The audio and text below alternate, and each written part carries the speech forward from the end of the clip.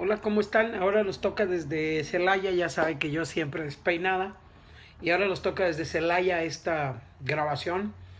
Vamos a hablar y terminamos con toda la introducción de lo que queríamos hablar sobre la gracia y la ley.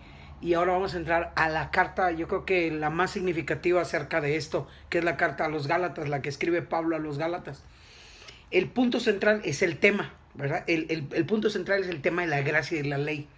Y por eso es que le quiero dedicar como un tiempecito a estudiar un poquito más a fondo y les voy a dar un esquemita si me da tiempo de cómo está cómo está escrita la carta a los Gálatas. Los Gálatas eran tribus celtas, que estaban establecidas primeramente junto al Danubio y después se diseminaron en varias direcciones. Entonces usted debe de saber que estas tribus celtas estaban llenas de mitos, de ritos, de cultos, de ocultismo, de muchas cosas, para que sepa el trasfondo de todas las cosas que estaban pasando ahí.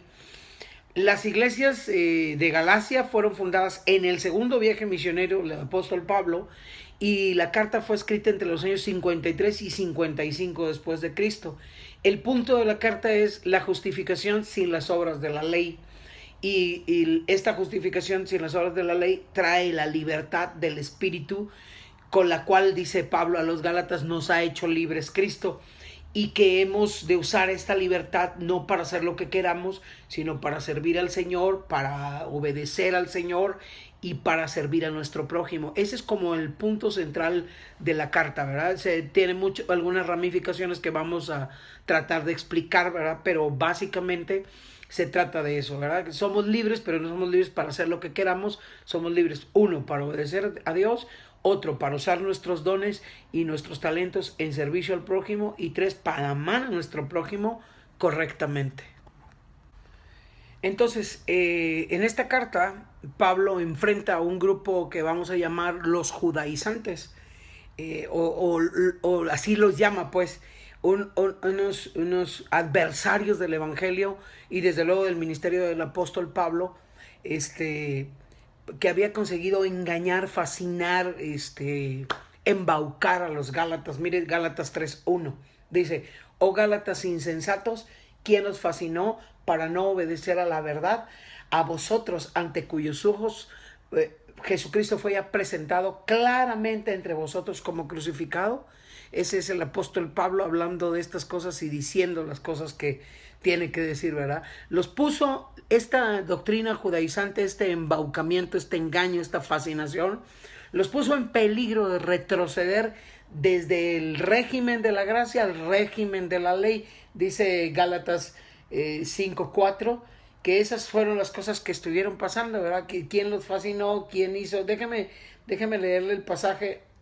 Perdóneme si me volteo, pero dice Gálatas 5: de Cristo os desligasteis, los que por la ley os justificáis de la gracia habéis caído.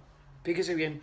Y Romanos 7:6, que me gustaría que lo leyera usted para no estarme volteando, discúlpeme. Los judaizantes eran judíos convertidos al evangelio, que sí creían que Jesús era el Mesías de Israel, que los iba a salvar, pero pensaban, su pensamiento era que la única vía de salvación para llegar a Cristo era a través del judaísmo, haciendo prosélitos de Israel, siguiendo las normas de Israel por medio de la circuncisión. Acuérdense que el gran problema que tenemos nosotros no es si pensamos, sino cómo pensamos. Estos señores creían en Jesús, pero pensaban de una manera diferente, y ese peligro era sumamente grave, porque nos desliga del régimen de la gracia y nos pone a hacer cosas para conseguir la salvación.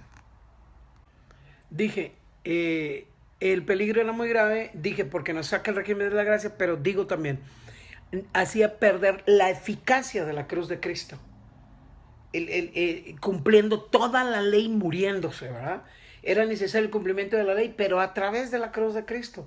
Y si eso no era así, entonces la cruz ya no servía, era una trampa, era un escándalo. Léase Gálatas 5:11.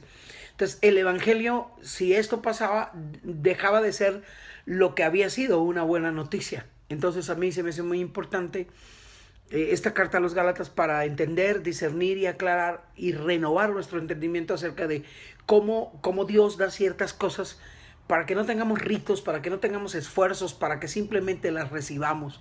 Esa es la gracia, pues, extender la mano y recibir algo por lo que no hiciste nada más que creer. Ese es el punto de la justicia. No nos va a dar el tiempo para ver toda la carta, presentar todo el esquema de la carta, pero voy a darles dos partes. La presentación de Pablo, así es como va a ir el bosquejo general de esta carta. Va de Gálatas 1 al 1, del 1 al versículo 10, capítulo 1, capítulo 1, versículo 1 al 10, discúlpeme. Luego el saludo apostólico, Gálatas 1, del 1 al 5. Y dentro de la presentación de Pablo, pues, y la razón para escribir Gálatas 1, del 6 al 10. Su autoridad, ¿verdad? ¿Por qué escribe? De Dios y no de hombre.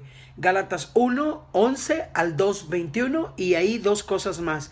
La declaración de autoridad de Pablo, Gálatas 1, 11 y 12, y justificación de la autoridad apostólica de Pablo. Próximo lunes le seguimos con el bosquejo y con lo que vamos a estudiar de la palabra. Bye.